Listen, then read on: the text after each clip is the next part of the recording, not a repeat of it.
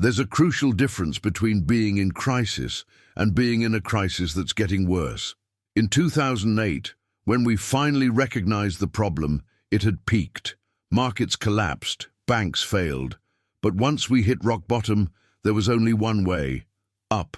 Slow, painful, uneven recovery, but recovery nonetheless. The worst was over.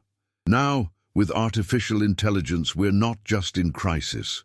We're in a crisis that's actively getting worse, accelerating, deepening with each passing day.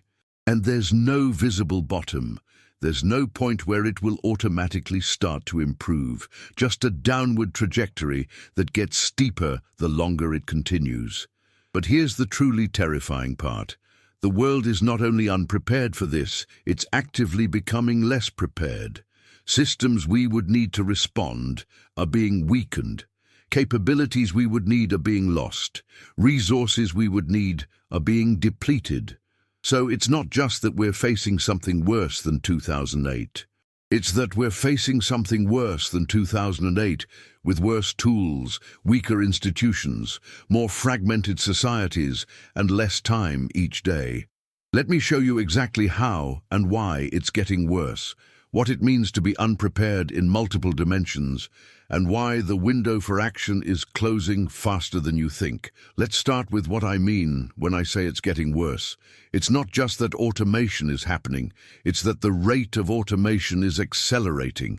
In 2020, a certain percentage of jobs were vulnerable to automation with existing technology. By 2023, that percentage had grown. By 2025, it had grown even more. And it's not linear growth, it's exponential. Every advance in AI makes more types of work automatable. Every successful implementation encourages more companies to automate. Every worker replaced creates competitive pressure for other companies to do the same. It's an accelerating feedback loop. And we see no signs of slowing down. In fact, investment in AI is increasing, capability development is accelerating, implementation is spreading more rapidly. All indicators point to continued acceleration, not stabilization. But more worrying than speed is the expansion of scope. Initially, automation affected relatively simple and repetitive jobs. Now it's encroaching on complex knowledge work, creative tasks, even areas requiring sophisticated human judgment. Each year, the line of what AI can do moves further into territory previously considered exclusively human. And there's no reason to think that line will stop moving. Every capability that AI gains opens up new categories of work for automation. So it's not just more of the same, it's more of increasingly broader types. And here's why this matters especially. As automation moves into more complex types of work, it affects workers who previously felt safe. In early waves of automation, it was manufacturing workers, manual labor. People with university educations, with white-collar jobs, felt relatively protected. But now automation is coming for lawyers, doctors, programmers, analysts, designers, writers. Nobody is safe, and that means the number of people affected is growing dramatically, including people who had resources, education, connections. When automation only affects less educated workers, the elite can ignore it. But when it starts affecting the professional class, political pressures shift. Unfortunately, by then, much damage has already been done. Beyond the acceleration of automation itself, there is a deterioration of all the support systems that could cushion the impact. Let's go through them systematically. First, education. The education system was already inadequate to prepare people for the modern economy. But instead of improving, it's getting worse. Public funding for education is being cut. The costs of higher education are rising, making it inaccessible to more people. And the curriculum is not adapting to the reality of an automated economy. We are still training people for jobs that will not exist. So with each passing year, we come out with a generation less prepared for the world they will face. Human capital is deteriorating precisely when we need it most. Second, social security. Unemployment insurance programs, welfare, safety nets were designed for temporary unemployment in a functional economy.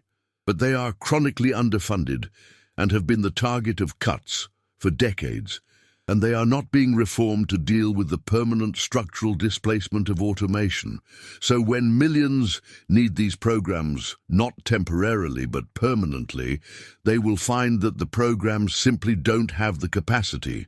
And instead of strengthening these systems in advance, we are weakening them. We spend resources elsewhere while the safety net develops ever larger holes. Third, public health. Healthcare systems are already overburdened, and automation will create an epidemic of mental health problems: depression from mass unemployment, anxiety from economic insecurity, trauma from loss of purpose and identity, increased substance abuse as people seek escape. But mental health systems are more underfunded and inadequate than ever. There is a shortage of professionals. Waiting lists are long, costs are prohibitive, and we are not investing in expanding capacity. So when the mental health crisis fully hits, we simply won't have the capacity to cope.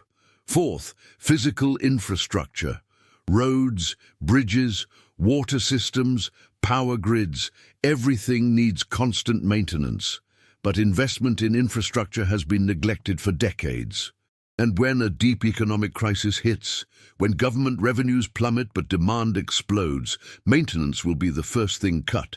Then we will have a literal deterioration of the physical foundations of society precisely when we need them to function. And once infrastructure fails, rebuilding is exponentially more expensive than maintaining. Fifth, social cohesion. Communities are already fragmented. Trust in institutions is at historic lows. Political polarization is extreme. Social divisions are deepening, and all of this exacerbates economic pressure. As resources become scarcer, as competition for remaining jobs intensifies, these divisions will become fissures. Societies need cohesion to respond to crises collectively. But we are becoming less cohesive, more fragmented, less capable of collective action precisely when we need it most. Sixth, government capacity.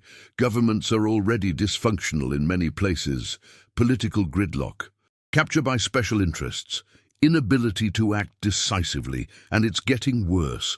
Governments are losing technical capacity as experts leave the public sector for higher salaries in the private sector. They are losing legitimacy as they repeatedly fail to solve problems. They are losing fiscal resources as tax bases shrink and demands grow. So when we need governments to mount a massive coordinated response, we will find that capacity simply no longer exists.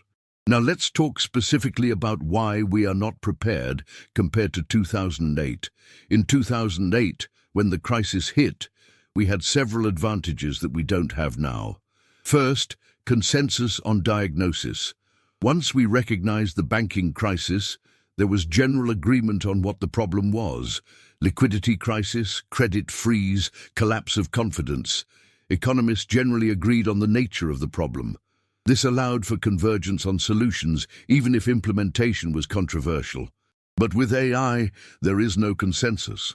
Half see it as necessary progress, half see it as an existential threat, and without agreement on the nature of the problem, it's impossible to agree on solutions. Second advantage in 2008, known solutions. Decades of economic research had developed a playbook for financial crises: provide liquidity, guarantee deposits, recapitalize banks, stimulate demand. Nobody liked these solutions, but at least they existed. With AI, we don't have a playbook. Universal basic income is proposed, but has never been tested on a large scale. Massive workforce retraining has never been successfully done. Taxation of automation is theoretically possible, but full of practical challenges. We are flying blind without experience or evidence of what works. Third advantage, fiscal capacity.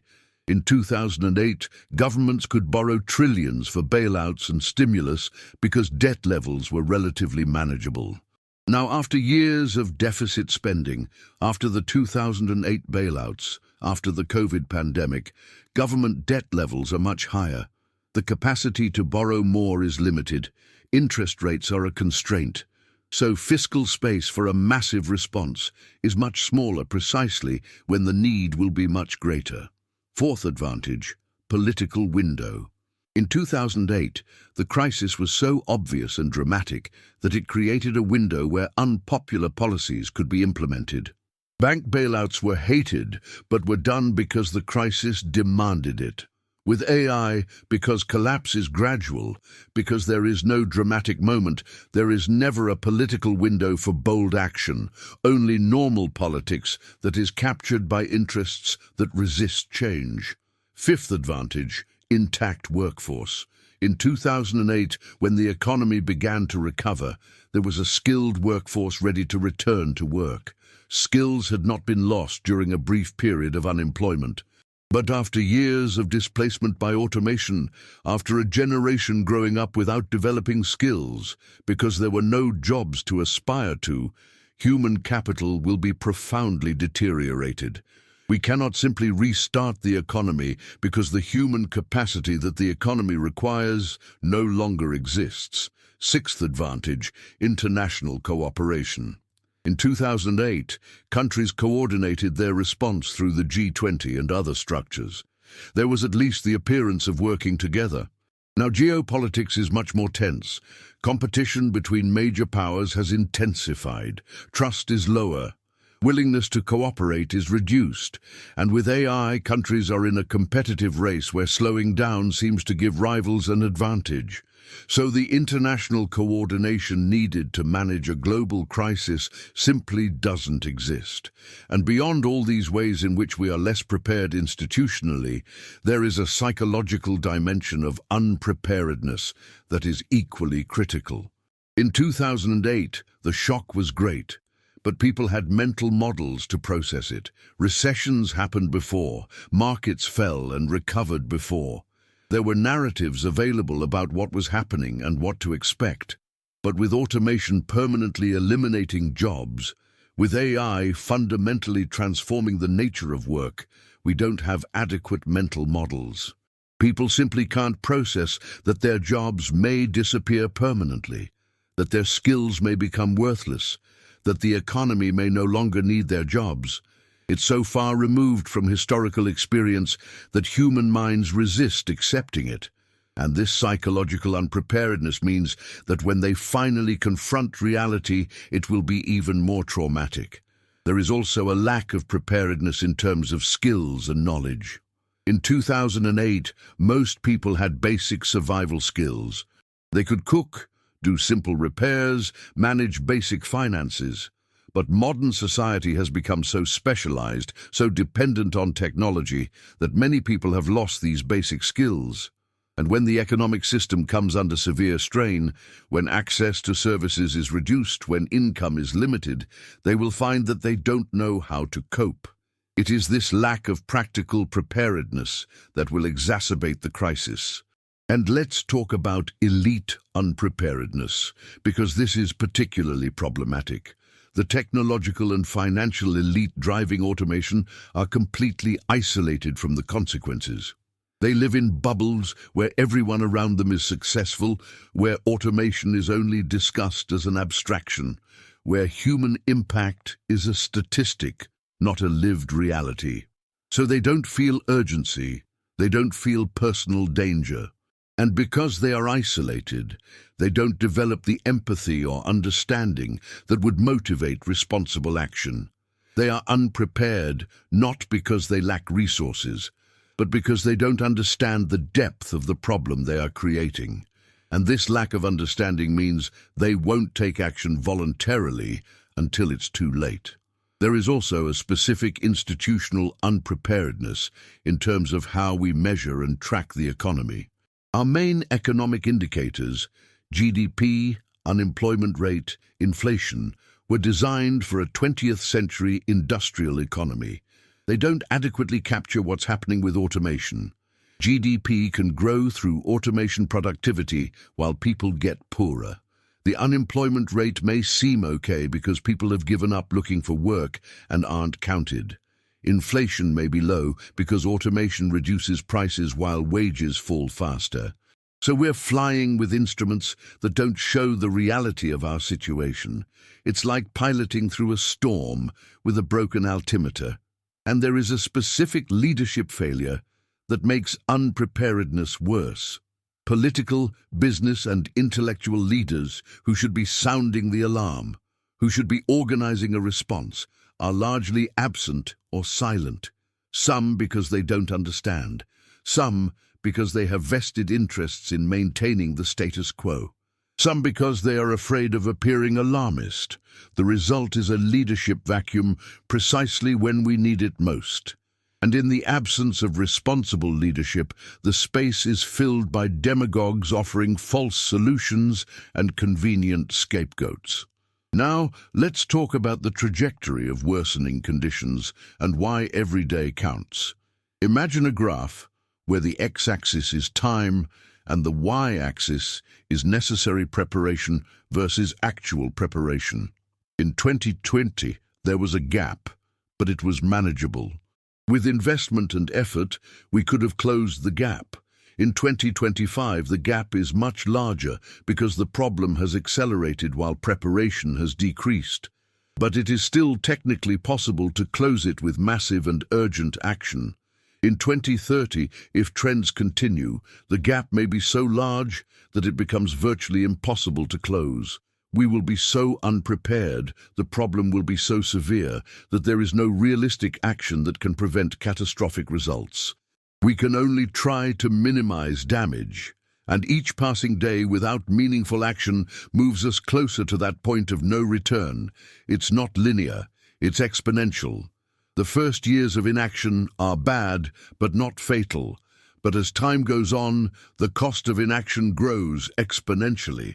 Because it's not just that the problem gets bigger, it's that our capacity to respond gets smaller. Human capital deteriorates. Support systems weaken, social cohesion fragments, fiscal resources dwindle. So we're in a race against time that's getting harder every day.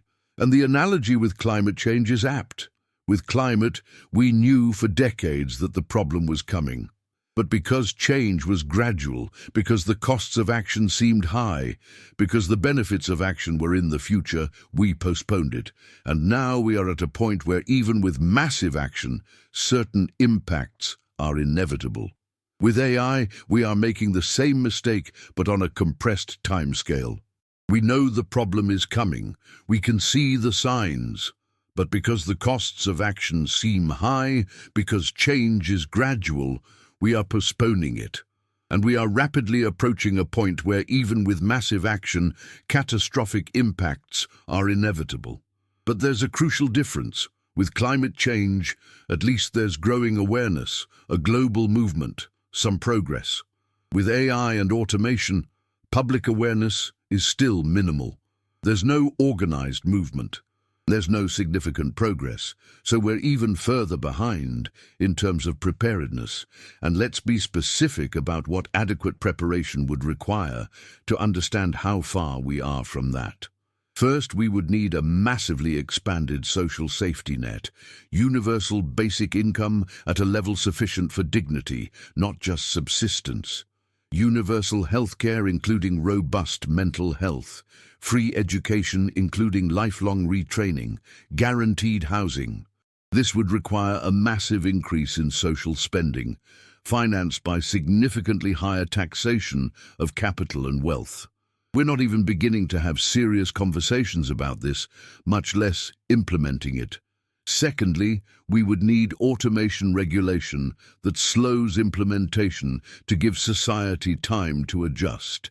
Taxes on automation, transparency requirements, social impact assessments, timeframes between announcement and implementation. We are doing none of that. Automation is happening at the speed that companies choose, without consideration for social impact. Third, we would need massive investment in education that truly prepares people for the future. Not just specific technical skills that can become obsolete, but meta-competencies. critical thinking, genuine creativity, emotional intelligence, the ability to learn continuously. We would need to overhaul the entire education system. We are not. We still essentially operate with a 19th century factory model. Fourth, we would need serious efforts to preserve and develop human capabilities that are complementary to AI, not competitive. This involves identifying areas where humans have a lasting advantage and investing in them, but we don't even have a consensus on what those areas are, much less a strategy for developing them. Fifth, we would need mechanisms to distribute ownership of AI technology more broadly. Sovereign wealth funds, cooperatives, ownership structures that ensure benefits flow to many, not just a few. We are not there. Concentration is getting worse, not better. Sixth, we would need international cooperation to prevent a race to the bottom where countries compete by reducing labor protections to attract investment in automation, global standards, policy coordination, sharing of best practices. We have none of that. We are in competition, not cooperation. The gap between what we need to be doing and what we are actually doing is abysmal, and it's growing. So it's not just that we're unprepared, it's that we're becoming less prepared every day. And when the crisis fully hits, when it becomes impossible to ignore, we'll discover that we waited too long, delayed too long, and were too unprepared to respond effectively. The ultimate grim truth is that this isn't just about being unprepared for crisis. It's about being unprepared for a fundamental transformation of human society. Automation through AI isn't just an economic event, it's a shift in how humans relate to work, to purpose, to identity, to value. It's a change potentially as profound as the agricultural or industrial revolutions, but those changes happened over centuries. This one is happening over decades, and we're not even beginning to process the philosophical, existential, and social implications. We're just sliding into a new world without maps, without preparation, without consensus on where we want to go. If you've absorbed all of this and are terrified, you should be. But terror can paralyze or motivate. Choose motivation. Choose action. Because while the window is closing, it's still open. It's still possible to prepare, personally and collectively. It's still possible to demand policy changes. It's still possible to organize. It's still possible to build resilience. But only if we act now, with urgency proportionate to the threat. Because every day of inaction brings us closer to a point where preparation becomes impossible and only suffering from the consequences remains.